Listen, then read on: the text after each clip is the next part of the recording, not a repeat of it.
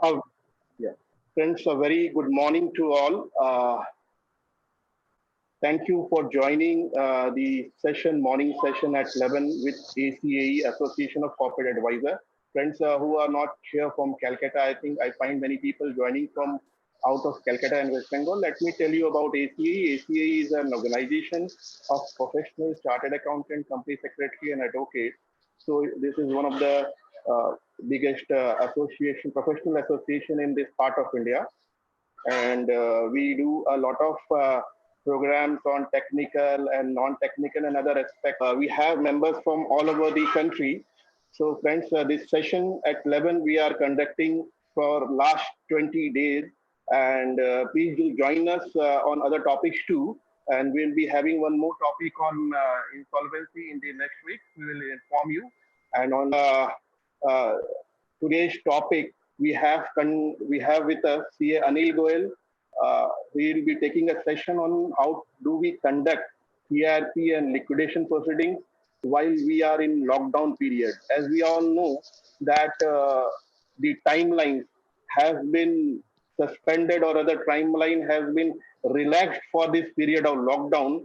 But yes, friends, it's very important that we continue the CRP, whatever the possible timeline is there. We do continue in this period while we are locked down. Yes, I am also handling certain few cases of CRP, wherein I try to do regular COC meeting and whatever timelines. Even we are also taking or conducting the bidding online during this period. We are having a regular interaction with all our staff, the financial creditors and the operation creditors. So, friends, yes, to reduce our burden which might come on altogether when this lockdown is removed, it's very important that you continue with the CIRP proceedings in whatever way possible even during while we are locked down. There are a lot many uh, functions which we can still do even while yes the field work cannot be done, but yes there are many functions which can be done. So we were discussing with Anilji. Anilji is also rather doing most of the CRP functions and liquidation functions even during this liquidation period.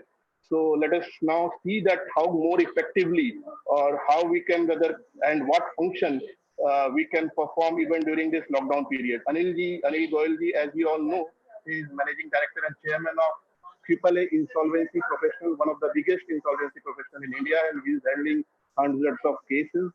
So I think, I mean, everyone over here knows pretty well about Anilji. So Anilji, over to you. You may start this session.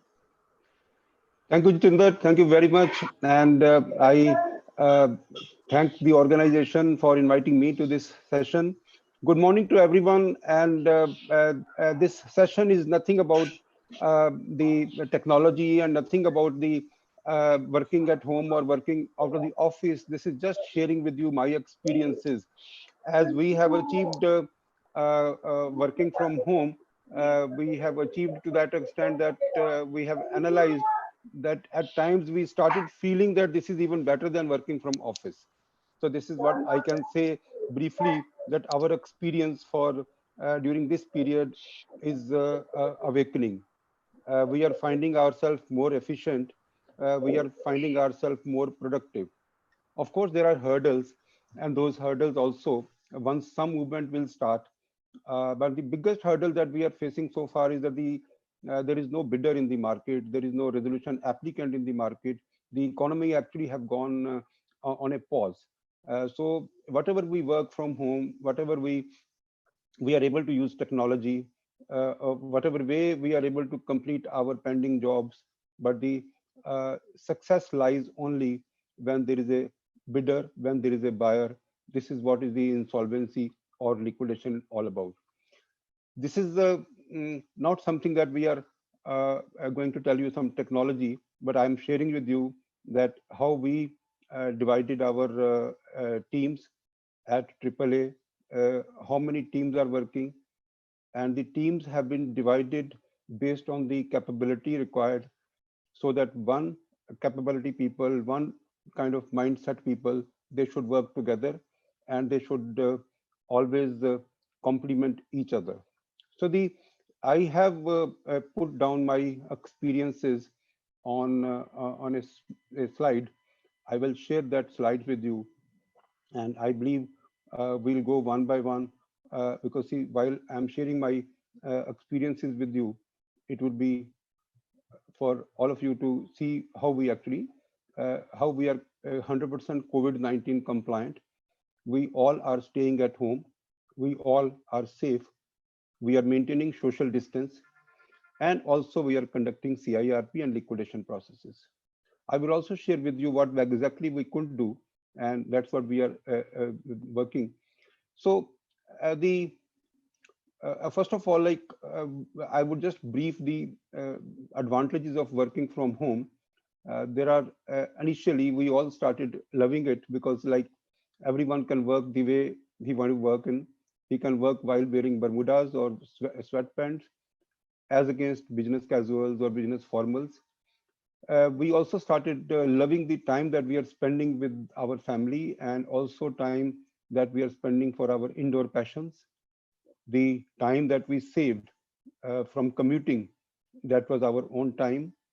The reading books, reading law books, updating ourselves, it was also we started liking. We created our own working environment, the kind of tea that we need, the kind of coffee that we need during working hours, the kind of water that we need, the kind of atmosphere, noise, whatever we wanted, that we created at home. That was also much liked. We also decided our own working hours, that we wanted to start at 11 o'clock or at 12 o'clock or even early morning. That was also very nice to understand and practice. However, it was also difficult to really understand that while we are working on video conferencing, audio calls, phones, emails, WhatsApp chats, everything, can it become really an office? Now it is too many days that while we have seen the productivity, while we have seen the technology, while we have also seen how disciplined we are we committed, are we casual, or are we disciplined? That also depends whether you like working from home or not. As gradually we started feeling as if it is a solitary confinement, and also we started feeling the craving for human interaction, or you can call gupshup. The office gupshup is very, very important for some.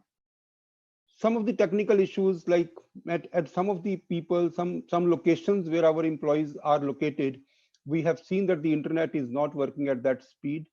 That also brought down the productivity of those human resources.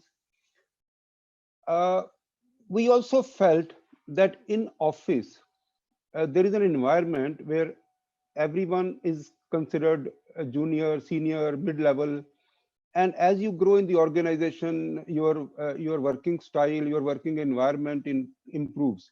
Your cabin becomes bigger, your staff becomes better.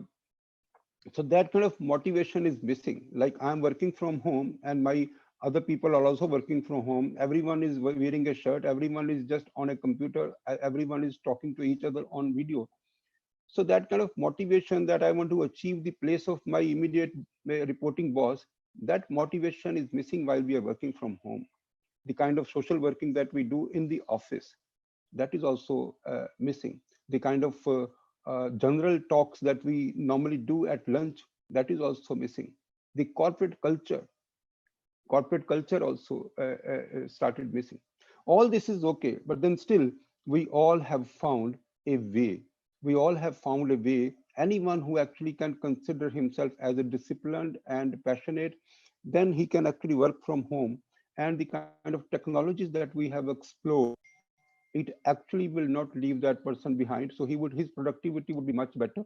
So now the time has come that anyone who actually can have the duty at home, somebody might have a babysitting at home, somebody might have a different some kind of sickness in the family. So this is possible now, that we can allow people to work from home, because this is the awareness, this is the jagriti that we have taken in this period.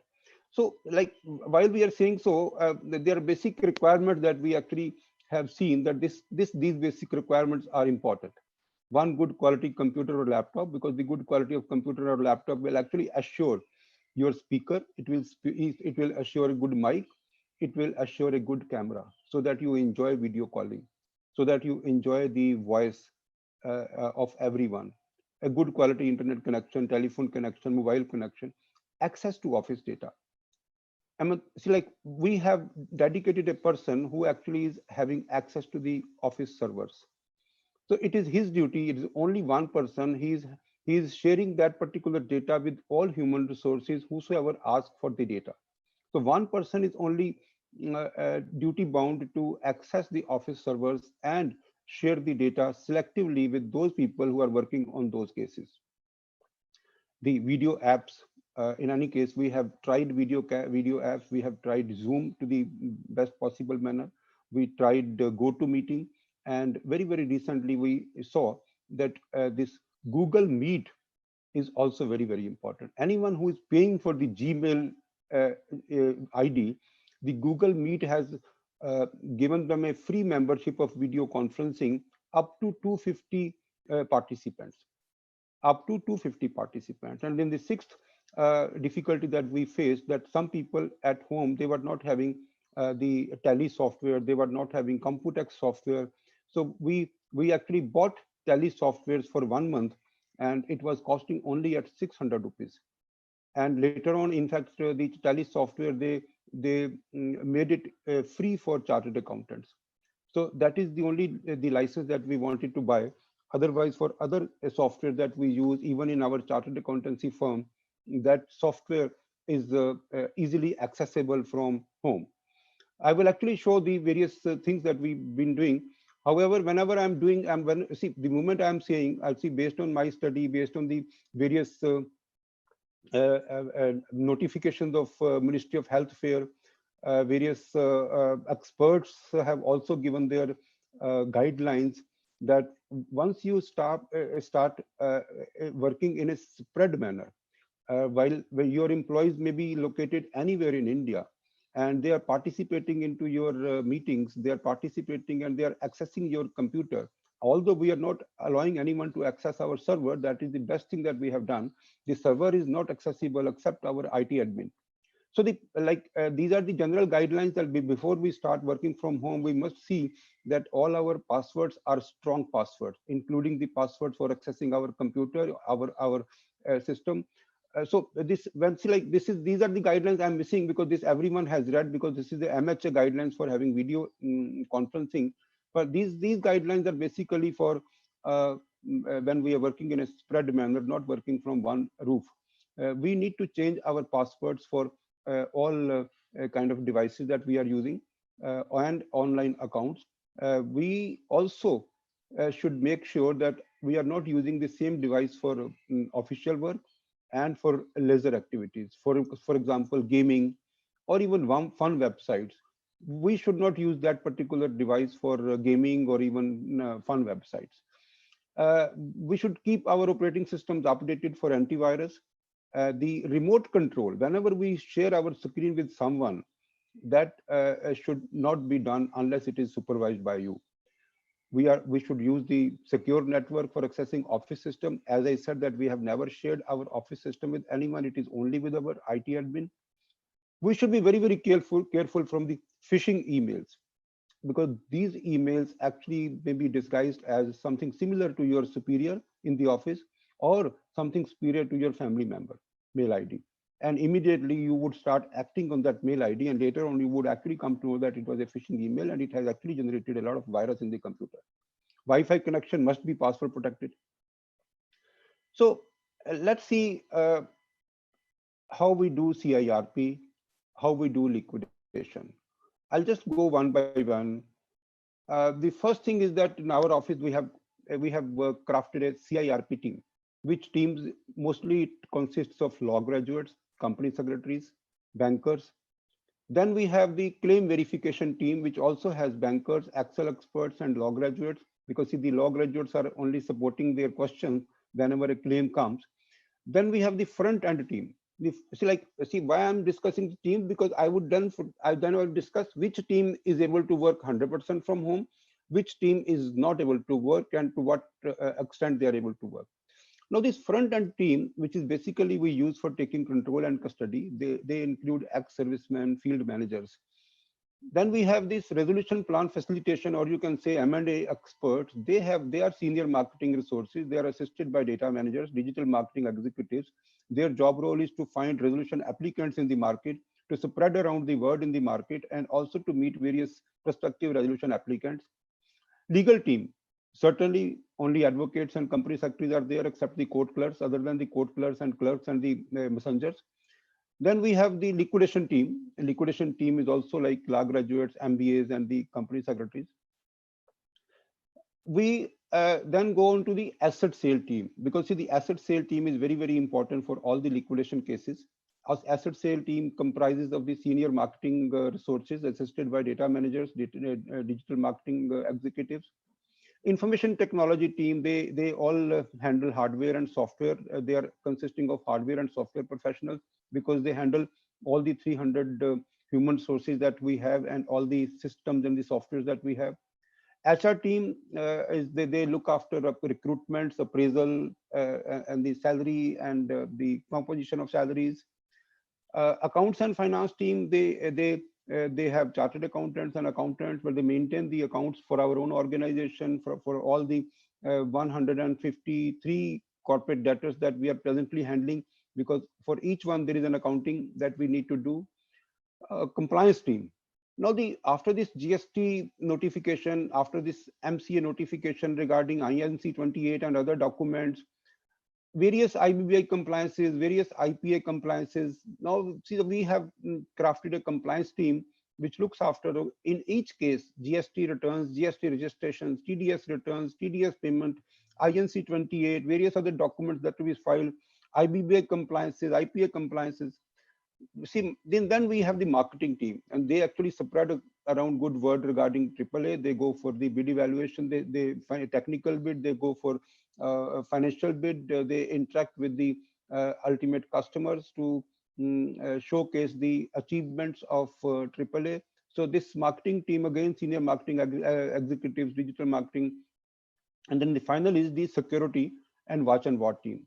So you would probably, you would be surprised why this team is required, because see, when you are handling so many cases, you would not believe that we have presently something like 100 locations which are under our custody and control, and we have deputed watch and ward guards.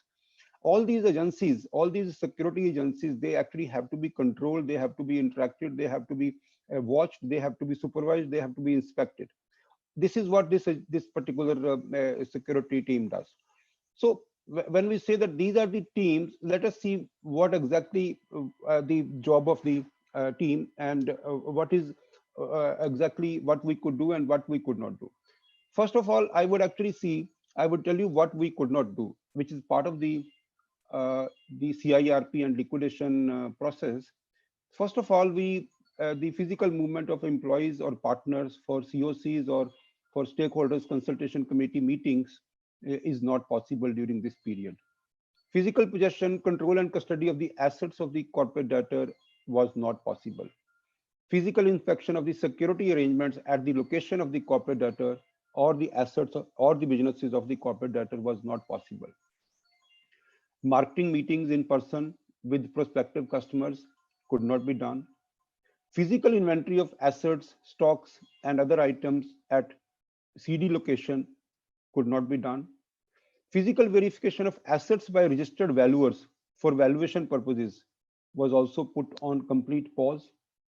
Physical inspection of assets or company as a whole by a prospective resolution applicant or bidder was also completely on hold.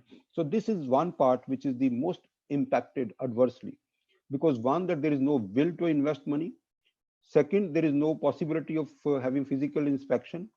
I would actually share with you that during this period, although the email reading data, how many emails are read whenever we send a bulk email, there is a data which is called email opening data. We have actually achieved something like 70-80% of email opening data, because everyone is now on email, so they are not busy in physical and in-person meetings. So emails were being opened, but the leads were not coming. everyone must have kept it only as something to do after the lockdown is open. The courier and postal services were not there, so it impacted us adversely. Physical file inspection or taking any physical records from the office was also not been done. So whatever is available digitally is done. Luckily, fortunately, we had most of the things on our server in a digital file. So we are also maintaining a file and a folder naming culture.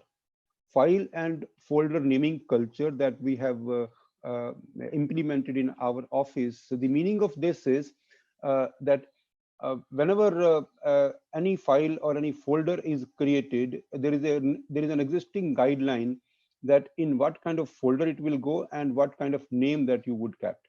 So this I have implemented. We have implemented in AAA. Of course, that NCLT, NCLAT, Supreme Court, or any court hearings, or even taking copies of the order, that could not be done. This is the biggest thing that this could not be done. So what exactly we could do during the lockdown period? All our employees and partners are having access to office servers through our IT admin. We are all connected via video calls, video conference, phones, email, WhatsApp chat. Everyone is able to talk to each other. And we made sure that in case at any place, in case any of our employees is not having computer at home, so we actually Anil, can you be just a bit louder actually? Maybe some. okay. So Yeah. is it better now? Is it better, Jitendra ji? Yeah, fine. Now it's okay. Okay, so luckily we could get one or two passes. So we actually arranged our office computers to those employees who are not having a computer at home, and the internet data was used by using hotspot of their mobile, and we also announced that any additional data used by the employees would be reimbursed. So the most of the laptops or computers or internet connections were provided to all the employees. Timesheet software. Now, timesheet software is a very important. We are actually using a software called iFirm. It is from a company called CCH. That also is being used by most of chartered accountants. So this timesheet software is being used by our employees. So they actually fill their timesheet and how they spent the day on what job, on what assignments. In case we work harder, then we can even set standards that total time required for preparation of a petition or preparation of minutes or notice. And then once the standard time is there in the timesheet, then this software gives us alert that this person has exceeded the time or this person is actually working under the time. So we can even announce every month somebody who is working with the best capacity and somebody who actually is not working as per the standards. We can even tell him that you need to improve, or we can even put him to PIP, performance improvement program. We have subscribed to the video conferencing apps, as I said, Zoom, GoToMeeting, Google Meet, because it was one subscription was not enough. So we actually had to go for multiple meetings. There were some banks while we were doing the COC meetings, ICICI Bank refused to come on Zoom. Even the SICOM refused to come on Zoom. Then we had the COC meeting on GoToMeeting.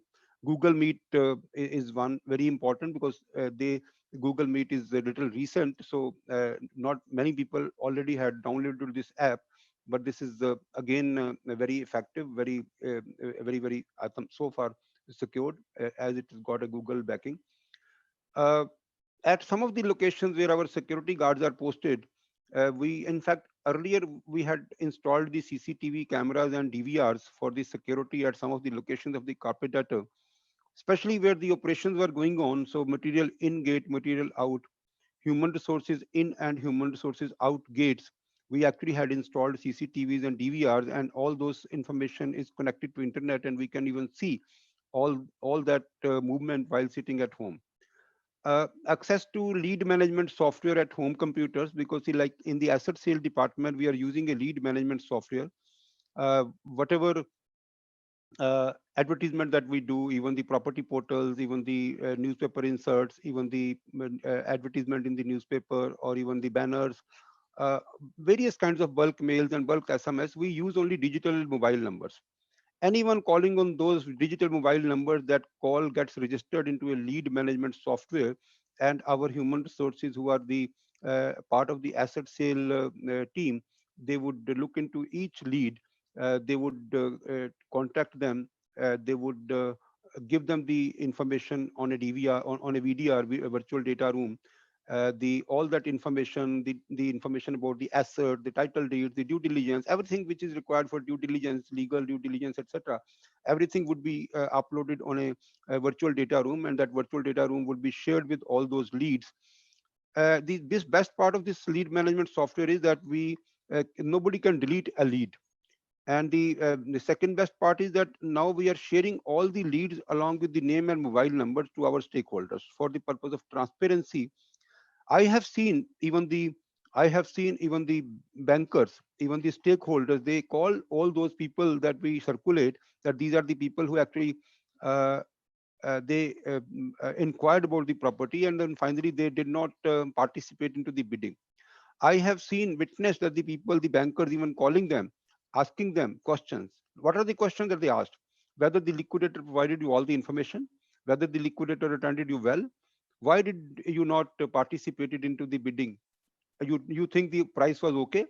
So all these questions were being asked. So that actually assures that actually a kind of a confidence was generated in the market that the AAA is transparent and AAA is doing ethical practice. As I said, that even subscribing to Tally software for 1 month at costing 600 rupees only. So this is much less than the cost of a human resources. So everyone who was working on Tally software, they have been given Tally software license at home, and even some of the license were taken even free of cost, as it was offered to chartered accountants. As I said, that some of the physical movements that we could do. So these are now the things that we could do, and these are some of the things that we couldn't do, and the kind of requirements, the equipment required, the atmosphere, everything that I have given to you, how we worked. And now I would be coming to the working of the CIRP team, what part we could do and what part we couldn't do. Let's understand, like, what are the main roles of a CIRP team. Maybe everyone would have different roles, because we have different teams depending upon the capabilities required. So the communication with committee of creditors was done. Communication with the appointment of registered valuers seeking fee quotes, negotiation, it was done. Similarly, communications with an appointment for appointment of transactional auditor, appointing them, giving them the engagement letter, taking from them the disclosures, everything was being done. Preparation of notices, agenda, minutes of the meeting was done. Preparation of information memorandum, preparation of expression of interest document, eligibility criteria documents, everything was done. The RFRP was done, preparation of bid evaluation metrics done, mapping of the resolution plans with RFRP and the eligibility criteria document was done. Verification of the mandatory documents, mandatory contents of the resolution plan is other legal provisions was done. The most important is that the committee of creditors meetings was being done. Most bankers now prefer, and I am actually telling you, this is my feeling, that in future also most bankers will prefer that we will participate through video conferencing, because it actually saves time, it saves traveling, and even this kind of COVID-19 the scare, this will continue for at least next 4 to 5 months. And in next 4 to 5 months, all the COC meetings and stakeholders consultation committee meetings will actually take place through the video conferencing. So the next team, which is a very important, is the claim verification team. So as you understand, for the claim verification, there is no physical movement required. Whatever we are supposed to do, receive, collate claims from all the financial creditors, unsecured financial creditors, operational creditor, workman, employee, government authorities, verification of the claim documents, matching with the claim form, discussions and meetings with the legal team for various issues. So our teams were actually meeting, they having the video conferencing meetings with the legal team, because the claim verification team used to ask questions from the legal team regarding the admittance or rejection of the claim. Communication with the claimants regarding any deficiency or the documents or the calculations, modification of the team, preparing list of creditors, submission to adjudicating authority. So this was also a difficulty. We could not submit documents to adjudicating authority. So we are presently doing about 32 liquidation cases. Out of the 32, in most of the cases, and in fact all the cases, that we submitted our progress report on 15th of April by way of an email, and that to the registrar of that particular NCLT bench, and then we will file the physical copy whenever it opens. So the claim verification team was able to do 100% things, and the CIRP team was also able to work 100%. There was no difficulty, and everyone started liking this way rather than the way before, which was traveling from Mumbai or traveling from across the country to attend a COC meeting. And now everyone has started liking this. The voice, the document sharing, as I'm sharing with you a PPT, I would actually share with you how. I'll just see in case I just simply stop this sharing, and I will actually take you to another screen. Maybe I'll take you to this screen. Now I'm actually trying to show you that even I can work on Tally software while you are able to see. I can even work with my clients. I can even do a ledger scrutiny. I can even do the kind of normal activities that we do in auditing, or normal activity that we do with the companies that we are managing. So whenever we are actually managing all these companies, the important part that I was trying to discuss with you is that we interact with the employees who are operating the company. We look into their books of account, their payments, their receipts, and control on the fund flow. Now, see, we can even see, in case we are doing the ledger scrutiny of that company which we are managing under CIRP, we can even have the meeting with the employees of that company. We can see, in fact, I had many meetings with the key managerial personals of all those companies which we are managing. And all those personals, like everyone started discussing, see, like everything is possible. So we never thought before that we can even have meetings with all the key managerial personals who are running the organization. So this was a wonderful experience, that we can even see their accounts. We can even work on an Excel sheet. I will just show you how, see, like we can collectively work on Excel sheet. So if I actually share with you a screen, see, are you able to see this screen? Or so like I have to stop the other one. I will stop the news, share another screen. So this, like if I am working here, so if I'm doing something on this sheet, it is everyone can see. So this is No, no, no. something. Your screen is not visible, Anil. Okay, okay. I'll just share with you.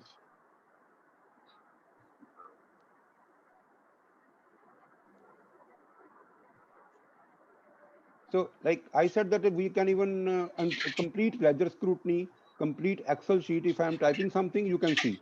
If I'm working on something, you can see. So this is what we normally do in the office. Like when we go to office, that means that we actually work because we work on some things together collectively, and now we are working from home.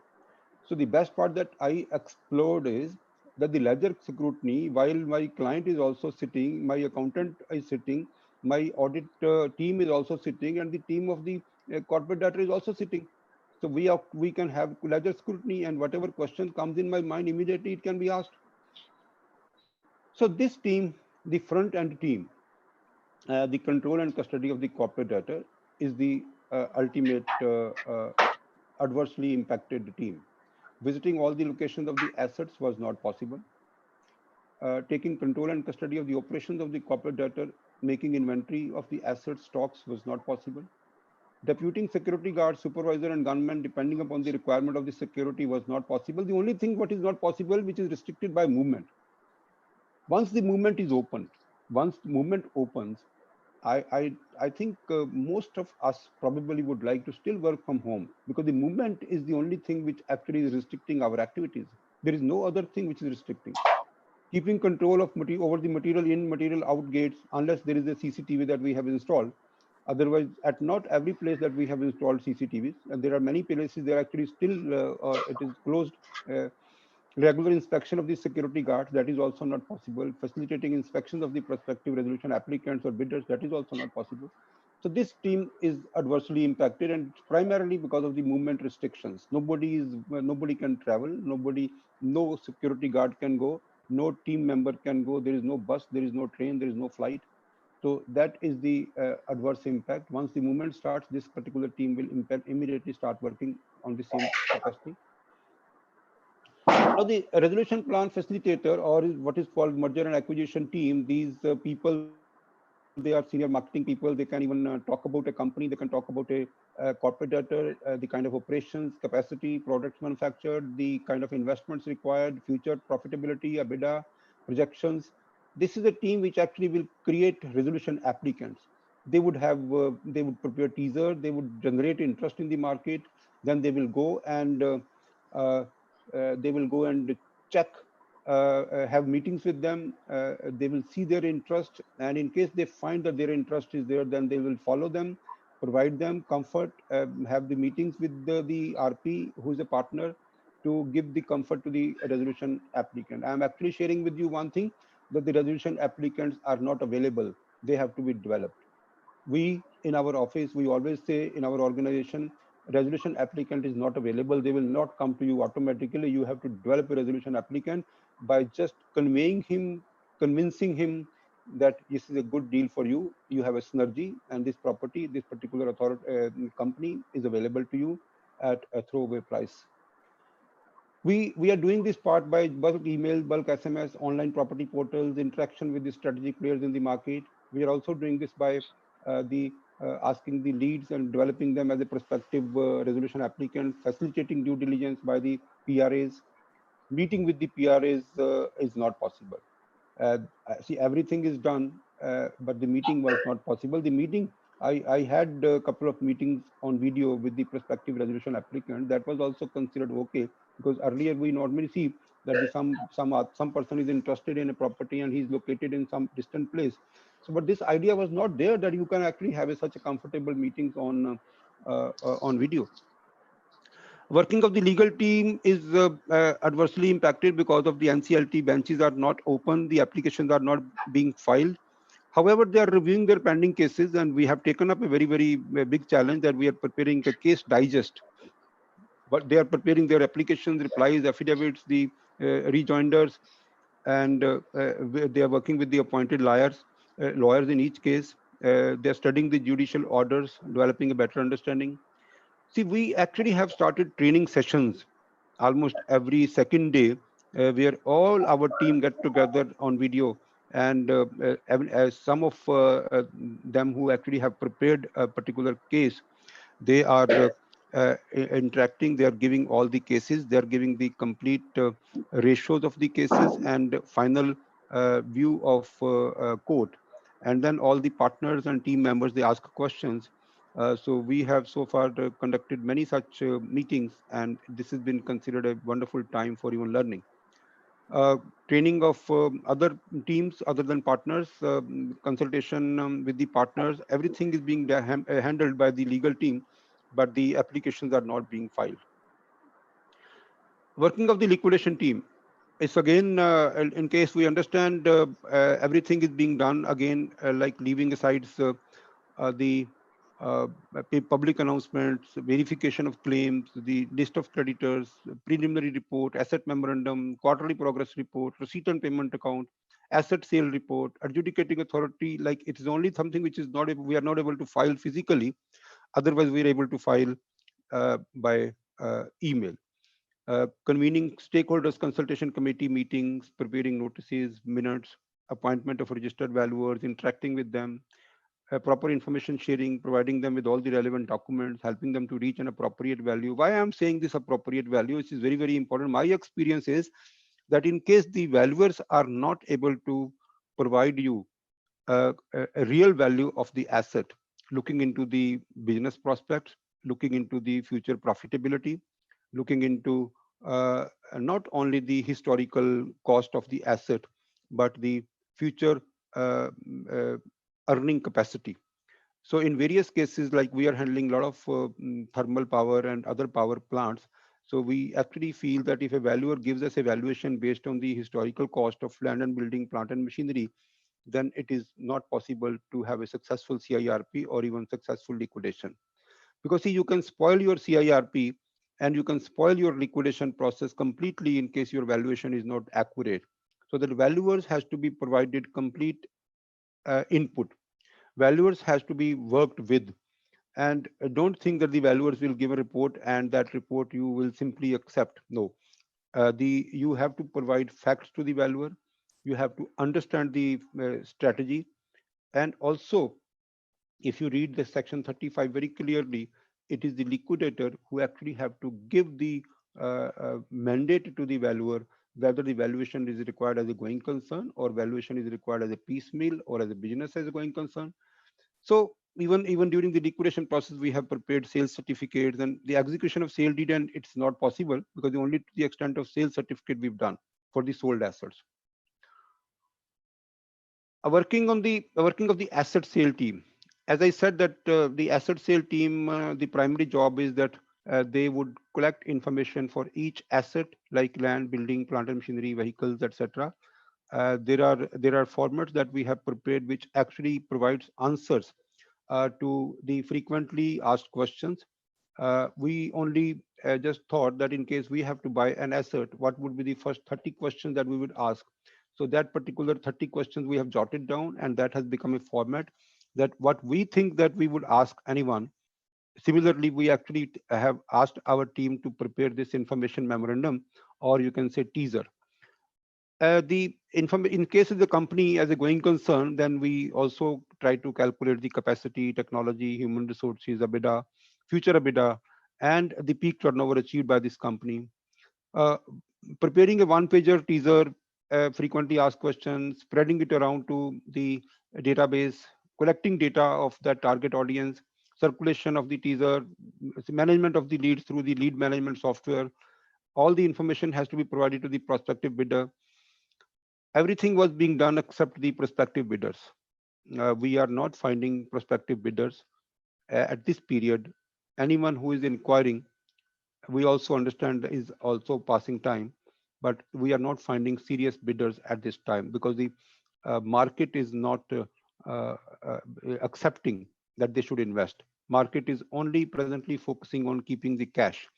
So no investment proposals are being taken. Everyone is just trying to keep cash. Coming down to the information technology team, they are very busy. They are more busier than before. They are providing all the, they are sharing data with every team members. They are also trying to arrange computers and laptops at homes. They are actually hosting the video meetings because of so that there should not be any clash of timing. They are hosting the meetings on COC meetings, SCC meetings, internal meetings, meeting of partners with the team, meeting of teams with the teams.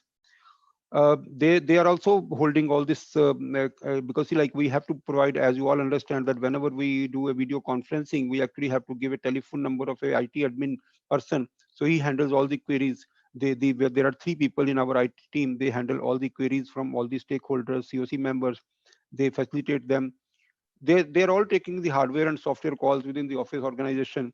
Anything which is possible to repair by taking a remote control of the screen or the computer system, that is also being done. The HR team, one which is very clear that we are not recruiting, or probably I would understand that everyone presently is not recruiting. However, that the HR team is completing the pending data of the employees and the partners. They are actually doing all these TDS calculations, which was pending. Appraisal is being done now. Working on the future profiles, that is also being done. The preparation of induction kit and training schedules, because the induction kit is very important.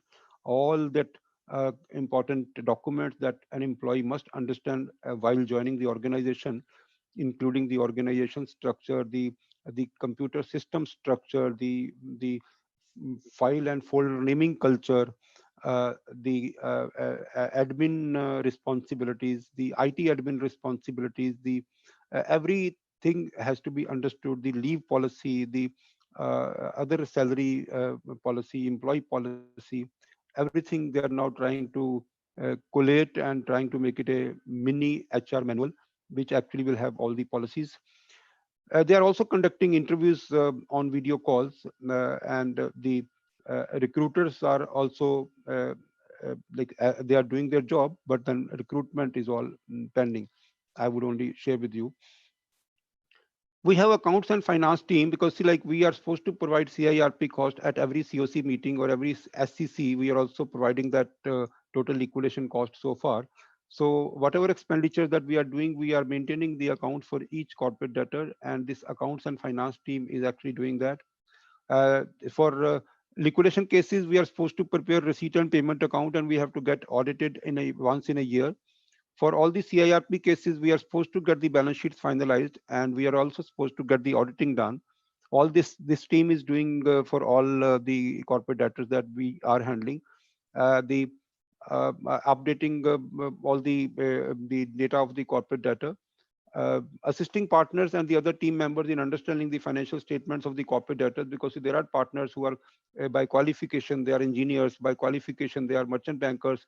So this team also try and assist them in understanding the financial statements of corporate debtor. And this team also look around in case any interim finance is required for any company. We this compliance team, as I said, that team has become very important recently because of GST compliances, because of ROC compliances.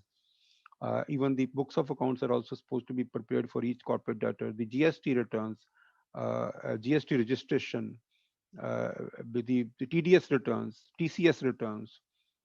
In some cases, even the income tax returns, the registers and various ledgers that we are supposed to make under liquidation, the compliances towards disclosure for IBBI and IPA.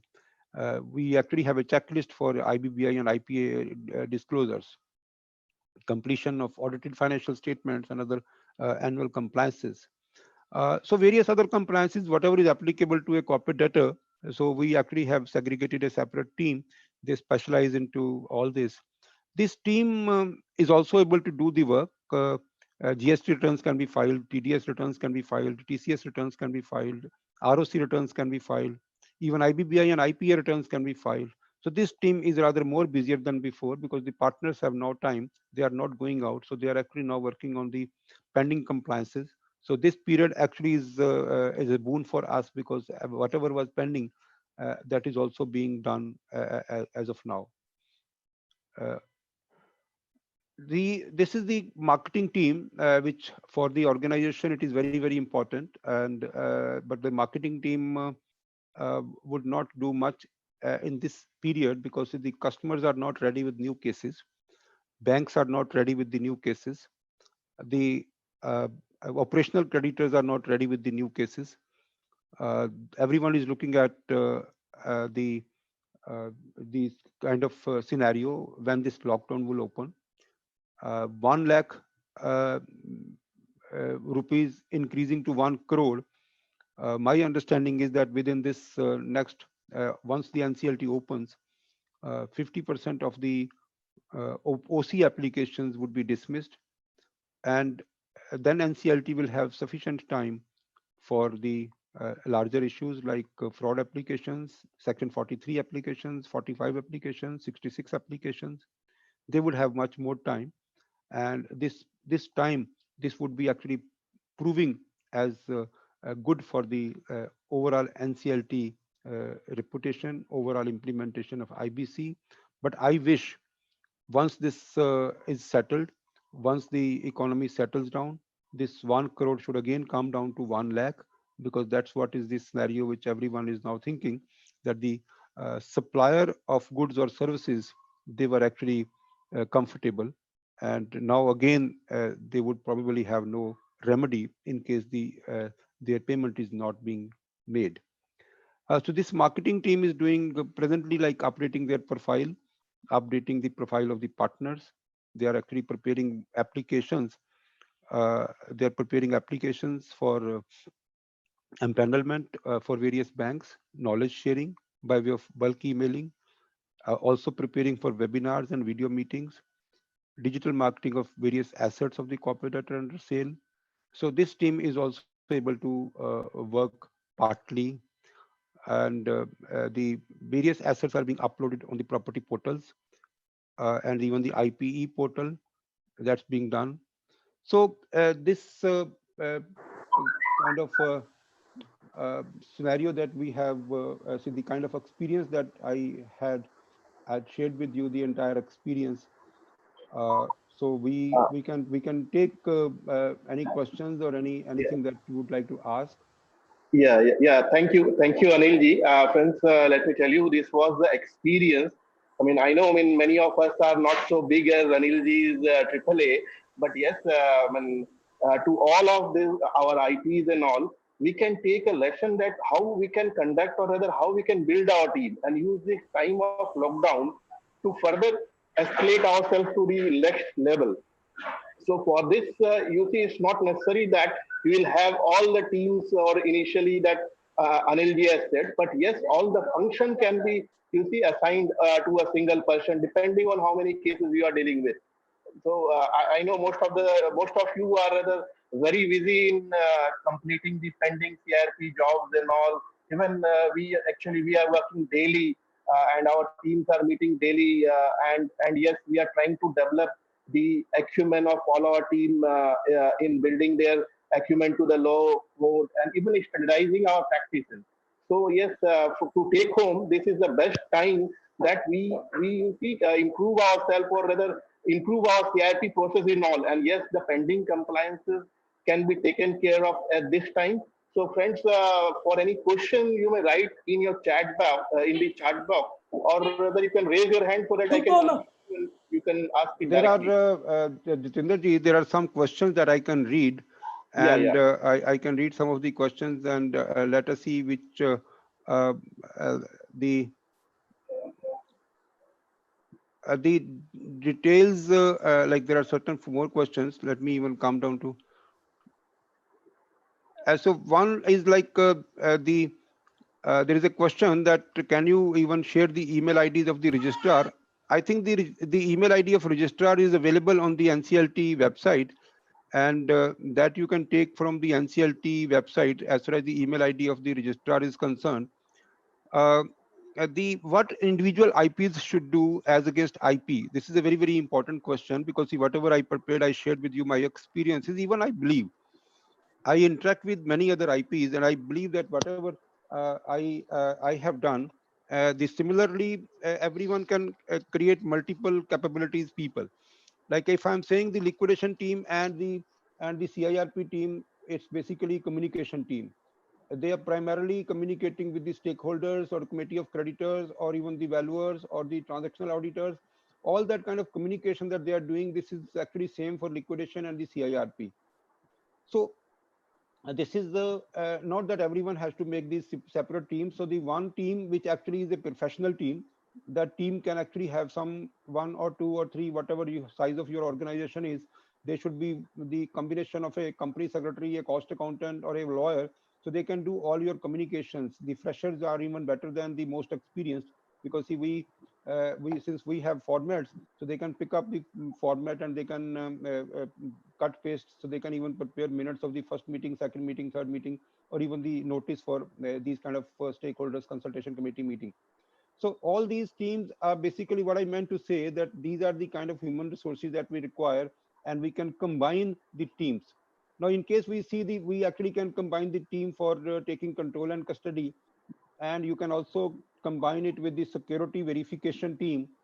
So now see, in case you tell a lawyer that you go and take the control and custody of the company, and you take the inventory of the items there, so that may be slightly difficult. But like instead of 14, 13, 12 meetings, we can have two or three kind of set of people.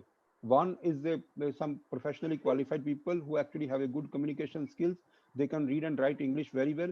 And the other could be people who are the resources who are able to go around.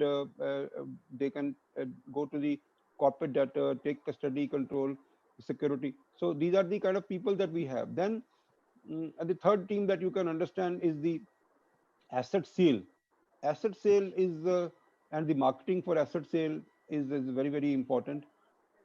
very difficult to give training to such kind of people.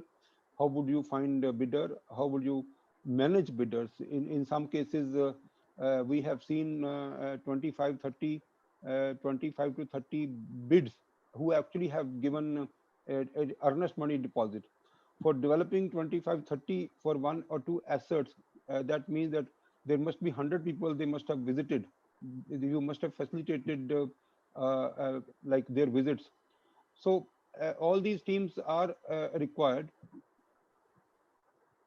So let me take another question. Is basically the views.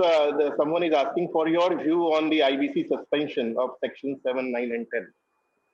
So I think that actually would happen. The suspension are the only thing that we are apprehending. There are two possibilities, Jitinderji. One, that the suspension would only be for those companies who would say that we were impacted by COVID-19. Earlier, we were not in default, and we actually defaulted only because of COVID-19 scenario. However, there are banks, they in fact, they were ready with a lot many cases. They wanted to file applications, and most of the IP selection process has already been conducted in the country. Those companies are very old defaulters, and in case those companies will also take the shelter of this COVID-19, that may not be good for IBC practice. The 6-month kind of suspension would definitely happen. The only understanding that we have not been able to develop so far, would it be restricted to those who are having adversely impacted during this period, or it would be for everyone? So yeah, that is only to be seen so far. Yeah, Raj, you have some question? Mr. Raj Singhania, then you have raised your hand, so I have unmuted you. I think good afternoon, yeah, Anilji. Good afternoon, yes, ji. Anilji, can you hear Hello. me? Absolutely. Hello. Okay. Anilji. Yeah. Rajiv ji, please, you may stop. I mean, yeah, Rajiv, go ahead. Yeah, Anilji, Yes. one thing I'd like to know, just you have said that during this lockdown period, even we can continue with all the processes. Yes, and yes. as per NCLAT order, the period of that this lockdown will be excluded. Now, Yeah. my query is, suppose I am conducting a COC meeting in this lockdown period, or doing certain activities in relation to CRP during this lockdown period, whether in that situation also can I exclude the period of this lockdown? See, like, let us understand, why would you exclude it?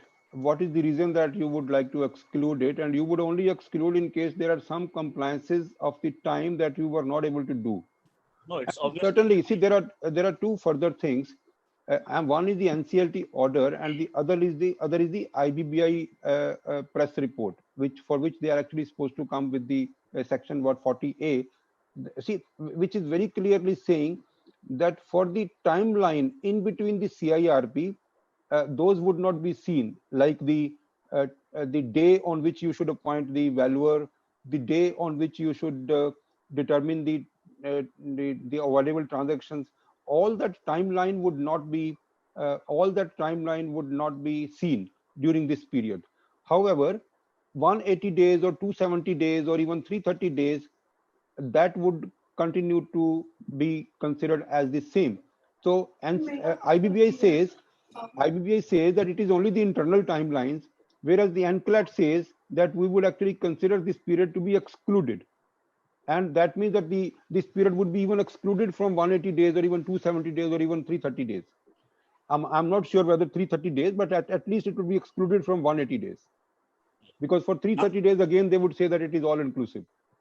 Now we all are in a view that the lockdown is around 40 days. Yeah. So, and I've already completed 4 months of my CIRP. So for remaining 2 months, even if I do compliances, it will not possible to complete it within 180 days, or in the case, maybe if it is 270 days. Right. So in that situation, what would be advisable, to exclude the timeline or to comply with the provisions? Because the compliance will not be possible as we cannot have COC meetings and everything with regard to approval of resolution plan and that. we cannot have meeting with the resolution applicants and all. Very many physical things has needed to be discussed and everything. In No, that I will- situation, what should we I do? see. Anil, in this scenario, what Raj is saying is that when whether if we do some function which is otherwise you see excluded by the IBBI and the NCLT circular, that it is excluded in the 180 days or a timeline may not be adhered to if you are not able to. But still, if we suppose if there is a timeline for appointment of valuer and we do appoint him, we do appoint a valuer. So what he is saying is, should we follow the further timeline, Raj? I think this is what you Yes. going to say. No, I think even if you do, yes, no, I understood the question. Even if you do this various sub parts of the CIRP on yes, part time, compliances. and you do part compliances, but still, as per the NCLAT order, the period of lockdown would be excluded. Right. And this will be excluded for everyone. I will give you certain examples that we are having some cases where 180 days are over and the resolution plan was passed and it is not being submitted. Now the question is like we are not able to submit the application for approval of the resolution plan. Don't see, we don't mind. See, we are not worried because it is automatically extended. Similarly, various other things that we actually see that it is automatically extended. So we were supposed to do something on a particular date and 180 days is over, 270 days is over. In some cases, the 330 days are over. See, it is very, very cool that whenever the court will open, we will submit. So we are actually preparing all the applications that we are considering that it is automatically extended. Like, see, there are many people, they ask me whether an extension or exclusion application would be submitted to NCLT. So my answer is no. First of all, the exclusion concept is already gone. It is only extension. There is no exclusion concept now. Up to 330, it is only extension. So now up to 330, even beyond that, it is only extension. The word exclusion is over. So the extension, definitely, it is already extended. So like now the other people, somebody asked me a question other day that whether the fee would be received during this period, whether the COC would later tell us to don't take the fees or take lesser fee during this period. My answer to this is that like what are the kind of expenditure which normally an IP is supposed to incur has actually been reduced. If IP is incurring all the expenditures, then I don't think there should be any reason for someone asking for the reduction in the fee. In case tomorrow government comes out with a circular or the court comes out with a circular that the IPs or the even chartered accountants or even professionals are not supposed to pay salaries to full extent, then it may be a genuine requirement from the committee of creditors. Since you are also not paying your salaries as per the government order, then you should also reduce your fee for this period.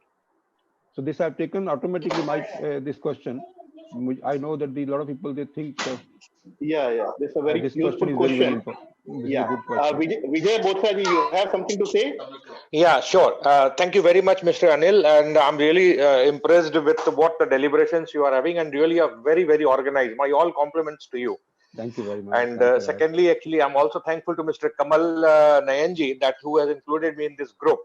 I have two questions in this regard. That actually there are the thing which is now being announced that this is going to be scrapped for, or not, is not going to be happening for 6 months.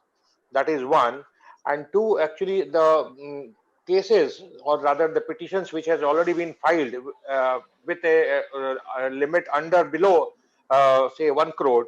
So what actually is going to be the fate of all these? See, I said as far as the operational creditors are concerned, once this NCLT will open, almost 50% of the OC applications would be dismissed. And that actually would prove good for the IBC practice, because the over occupation of NCLT was actually becoming a kind of negative image for the entire profession. Once this 50% applications are taken off their workload, they would be focusing on the larger issues. They would be focusing on the fraud issues. And then the bankers would be convinced, yes, this is the kind of law.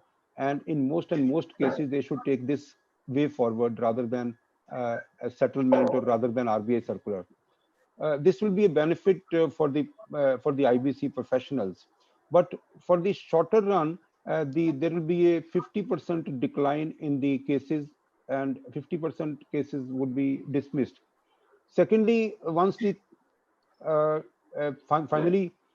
final notification comes for the suspension of IBC, it will exactly be known whether all those old default is also covered or it is only the new defaults. What I understand and what the finance minister met when she made this statement, I thought that she's only saying that the persons impacted by COVID-19 would not be pushed to insolvency. All those entities impacted adversely by COVID-19 would not be pushed to insolvency. That means that the older defaults would not be suspended for that. Yeah, Rajiv Chopra ji, you have anything to start? Yes, Anilji, can you hear me? Absolutely. Yeah, please go on. Okay. My question to you is related to what you discussed just now. You said you took the FM that she wanted to express as if the IBC would be deferred only for those kind of cases. But my view is slightly different. If we go by the newspaper reports, in Wuhan, in China, only Wuhan was closed for, only Wuhan was closed, and we have seen there, as per the media reports, 240,000 bankruptcies. And here the whole of the country is locked, and locked for more than 1 month. Government is losing almost 17 billion of collections every week. Now, my point is that if at all this IBC is not suspended, she did not hint for the period, might be 6 months or so, but keeping in view the overall scenario, I think it is likely to be suspended, maybe even for a longer time, and that too might be in tranches, say first 6 months initially, and then maybe extended further also.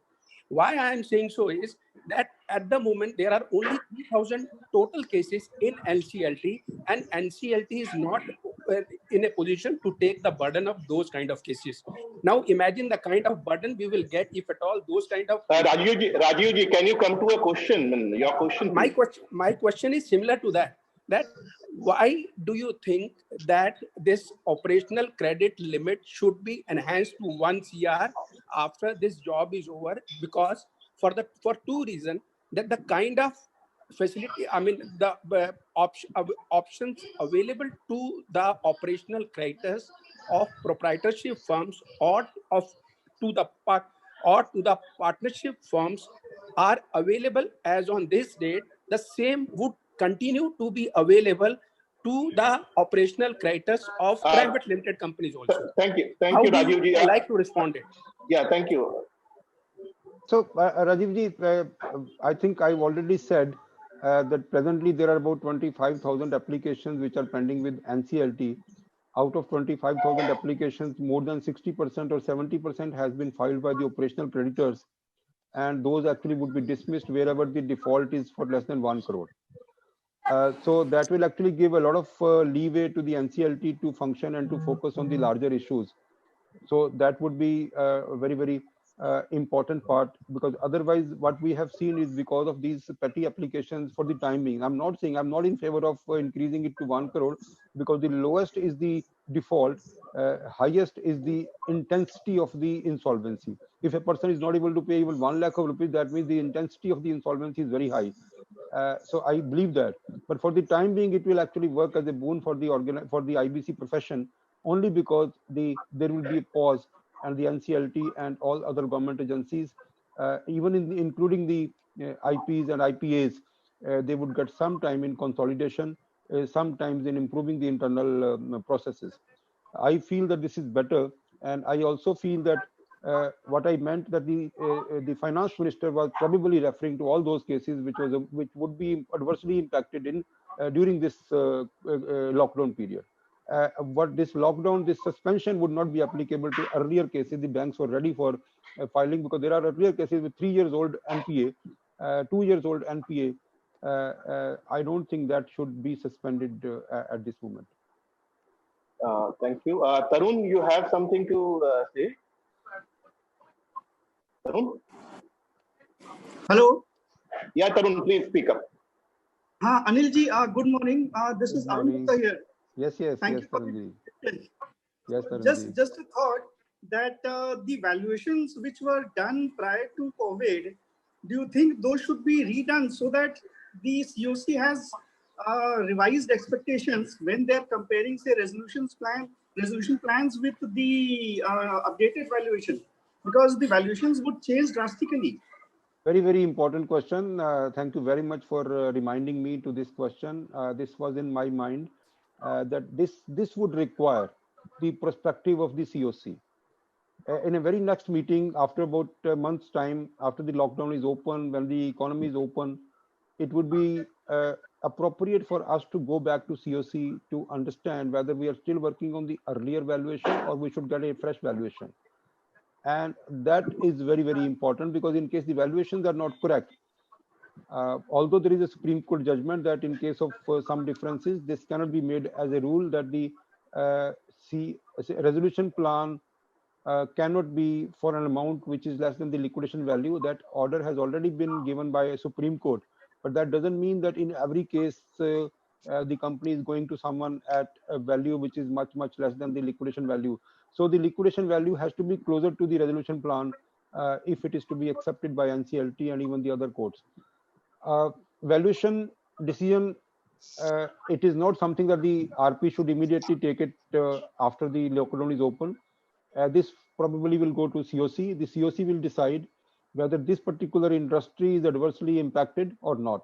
If this industry is adversely impacted, then of course the COC will decide and guide and rather direct the RP to take a fresh valuation.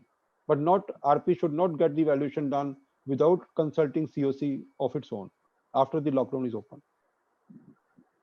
Thank you, Anil ji. I mean, I think this was a very wonderful session, and where we get to know that what the best, one of the best in the industry is doing during this lockdown period. As rightly said by Anil ji, that you see, although this period is excluded from the CIRP, but still there are many things which we can do. Forget about the timeline. Maybe some valuer appointment, or so that what can happen is whatever information which we have with us, even they can do this during this period.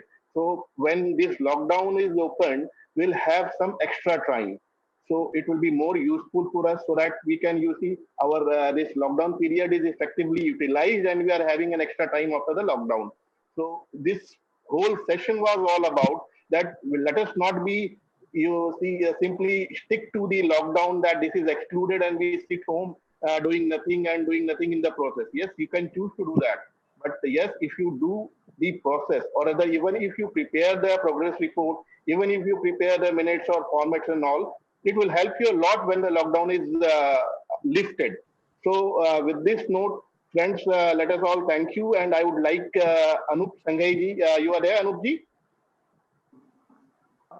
There are some, Jitendra ji, there are some very important questions which are coming. Yeah, please. And there are a lot of yeah, people. Please, you may, yeah, if it is ready. There are some people, they are raising their hands also. And one question which is actually important is that the Umesh Garg ji has asked a question, while we are saying that the valuation, fresh valuation may be done after taking the COC into picture. And he's saying that the valuation is not a section 28(1) item. And I'm sure valuation is not a 28 item. While we are working as per the code, we are also working as an agent of the Committee of Creditors. If we work only as per the powers given to us by the code, then it would be difficult for us to have a better relationship with the COC. And the IP and the COC, if they don't have a good relationship, if they don't have trust on each other, then it will be very difficult to conduct CIRP or even liquidation. With this thought in mind, I said that the valuation, in case it has to be done, it should be done in consultation with the Committee of Creditors, because the Committee of Creditors also know the kind of industry and the kind of impact on that industry because of COVID-19. So there are 5 people, they have raised hand. I am not able to see them. In case you are able to see them, Anilji, all we have rather unmuted all and all have asked you the question. We have answered all the people which have raised their hand. So if you still want to, I mean, you have some questions on the chat box, you can see and you can take if it is not answered. No, I understand the question which are coming in. I understand that the IP has the powers to appoint professionals, but the COC has the power to ratify the fee of the professionals. So we have experienced in our various cases, in case the RP or even the IRP appoints valuers, and finally the COC says that we don't approve this fee. So based on the fee, they are even rejecting the appointments of the valuers and the appointments of the transactional auditors. So the COC, even if we say that the power lies with the IP or RP or IRP, but the approval of the fee of the professionals is a very, very big power with the COC. And while they approve the fee of the professionals, it is automatically the tendency is that they are also approving the name. So this is my experience. I know that this is not an item where COC approval is required. So yeah, Kamal Nayanji has Anilji, don't you feel that Section 10 applications should be allowed in COVID period, because so many companies will find themselves not in a position to survive at a longer stage and they would like to go for resolution? So what I understand, see, like whatever that we are thinking about a kind of bailout package, economic package, where the government might even come out, what we understand, what would be the contours of that package? The contours of that package would be, there would be some process explained that you need to share with us, you need to finally tell us what is the adverse impact of COVID-19 to your company. And we would be able to fund that much. And on that particular funding, there will be some subsidy or some interest subsidy from the government, from the exchequer. This is the kind of bailout package that we are expecting. And there is another area which is going to open, because all these applications will need at least understanding the financials, projecting the financials, making out a case that this is what we lost. But think of a situation that the five-star hotel has come out. Five-star hotel says that my hotel was, this much of revenue was lost, and I incurred this much of expenditure during this period. So the loss during this period was 5 crore. So that 5 crore loss has to be assessed by someone, maybe banks, and that assessment would be based on some calculations where the professionals would be required. And then once this assessment is agreed by the nodal agency, then the loan would be disbursed on a very, very kind of soft terms and conditions. So why I'm saying so is that the Section 10 application is a kind of suicide. Why should that be allowed? Let the person think about itself. Let that person avail the package. Let that person come out of the scenario if the government comes out with a bailout. Section 10 application is only a suicide if it is only being made only because of the COVID-19. If it is because of some earlier issues, that may be separate, because as I said, it is very difficult for a finance minister to suspend IBC entirely for the next 6 months. It is very difficult. I think it should be subjective. It should be based on the losses incurred during this period.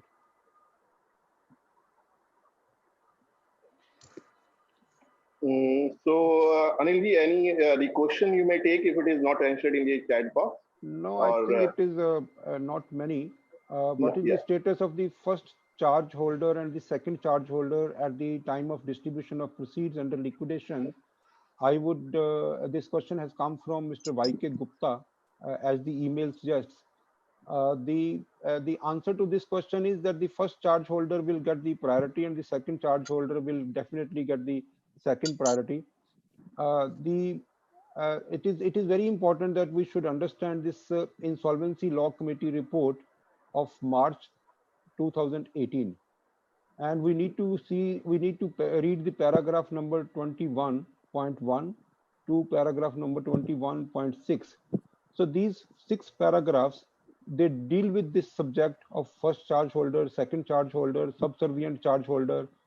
So the concept which is being accepted now by everyone that the person is a secured creditor to the extent of the value of the security interest. For the rest of the amount, because I'll just give an example. Not that I'm saying that this is what the court has held, but see, like what we are distributing in our liquidation cases is, suppose a person is having first charge and the security interest that he has on a property is valued 30 crores and his loan is only 11 crore.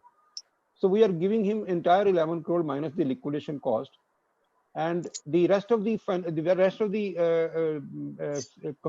stakeholders, because they have charge on other asset, a bigger plant where they are only getting 20%. So we are giving 100% to one and 20% to others, and also the first charge holders are getting first and the second charge holders are not getting. See, once we see the secured creditors in section 53, if you would simply consider the secured creditors are secured only to the extent of the value of their security interest, first you will assume this and you will allocate at least that much of amount. Then you will see what is the remaining amount. If you're still having some amount, then you have to take a decision how to allocate the remaining amount. Option number one, you stay within the secured creditors and you allocate to all the secured creditors based on their total debt share ratio. This is option number one. Option number two is that you can think about the other people also, but that's not something which is decided so far by any court. What we are doing is, first of all, we are actually allocating the same amount to each and every stakeholder to the extent of the value of security interest or to the extent of the actual value realized during liquidation proceeds of that asset. In case we still have that surplus amount, we are staying within the secured creditors list and we are allocating the balance amount to all the secured creditors in the remaining debt ratio. After disbursing the secured part, remaining debt ratio, we are allocating the balance one. This is what we are doing. But there is a thought process going into NCLAT that the secured creditors should be considered as secured only to the extent of the value of the security interest that they have. After that, they should be considered as unsecured creditor. That's a concept which is going on. So that means that in case you have something surplus, after you allocate the security interest to all the secured creditors, then you can even consider the unsecured financial creditors also for the allocation. So this is a concept, and I believe this kind of amendment is possible. All right, thank you. So I don't think we have any questions more from our attendees. So Vivek, can you please offer the formal vote of thanks to our speaker Anilji? Sure. Thanks, Anilji. Thanks a lot for today's session. And not only people in IP professionals or IP practice, I think for general people who are in audit practice or other practice, they have also lots of takeaways from today's session, as they have learned how to run office digitally and the benefits of working from home and travel time being reduced. So I think all the participants had an extraordinary session today and they were enlightened with your deliberation. So we would like to thank you from bottom of our heart for joining us at AC at 11. And friends, we will continue to have this AC at 11 every day as discussed. And tomorrow, please don't forget to join us in our Zumba session, live Zumba session with Sangvi, which we are doing with a renowned dance institute called Sangvi. So tomorrow 11 a.m. join with live Zumba session with Sangvi at AC 11. And thank you everyone. Thank you Anilji once again. And thank you all the delegates for joining, because without you all, it won't be possible. Thank you everyone. Thank you Vivek. Thank you very much. Thank you Anilji for consenting to. ACA is doing a wonderful job and spreading knowledge everywhere. And also, like I could see this Zumba, this also would be good for health. And my compliments to you and thank you to you. You are doing a wonderful job. And thank you for giving me this opportunity that I could share my experience with others. Thank you, Anilji. Yes, and let me tell you, Zumba is for all age. So the people over here who think that Zumba, I'm too old to do Zumba. So please do join us. Maybe you might change your mind. Certainly, certainly. We might even change our profession, you mean? Yeah, it's always good actually if you do something with passion. Yes, I mean, yes, yes. so it's very always good to do that. So thank you once again, all. Thank you. Thanks a lot. Thank you.